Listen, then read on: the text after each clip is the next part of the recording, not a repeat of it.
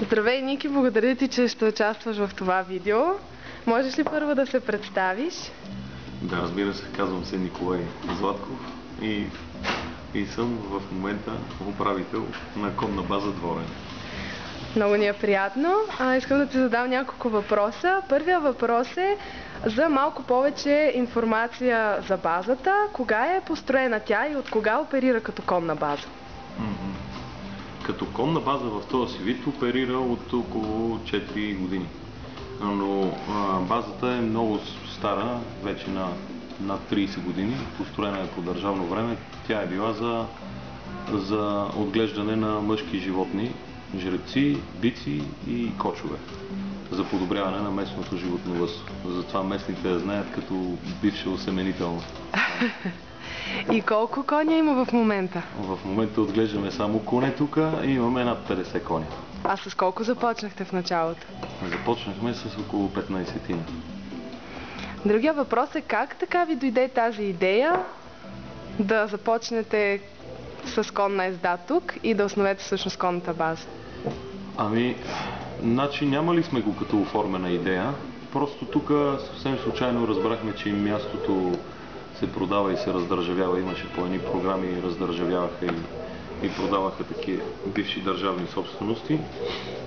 Аз като дете съм се занимавал малко с кончета и ми е било интересно и се зарадвах, че има и кончета, на всичко отгоре, че е и хубаво мястото и го взехме. И лека по лека започнах да се занимавам и да се интересувам повече и повече от конете.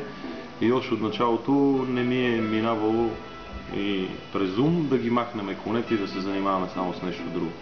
Защото преди няколко години тук имаше бум в строителство, в предприемачество и така нататък. А кога всъщност лично за тебе се зароди тази страст към конете? Лично за мен значи, 1-2 години след като купихме базата тук и почнах да се занимавам по-близко с конете. И лека по лека, значи тя страстта, от началото е само едно неосъзнато желание, тръпка, адреналин, докосването с конете. Ама след 2-3 години, като си постоянно в близост до конете, то се развива като страст наистина и става зараза влиза ти под кожата. А кое най-много ти харесва в ездата и в това да се грижиш за конете? Най-много ми харесва в ездата като цяло в работата с конете, грижата и ездата ми харесва това, че развива специално в мене и наблюдавам и в други хора усещане. Значи почваш да виждаш и да усещаш не само животните, ами и хората около тебе по различен начин. В ездата ми харесва самото движение, самата тръпка, управлението на... То не е управлението. Да ти кажа. В ездата...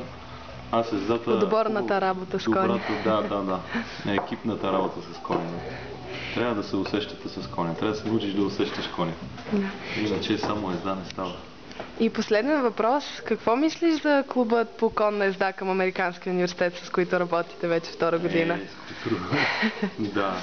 Мисля, че са много приятни и добри момичета. Занимават се чудесно. Те знаят много неща. Знаете много неща с конете.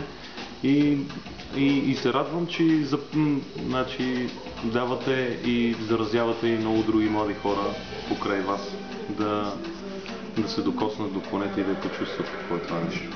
Благодаря ти много и приятна езда след малко. Благодаря.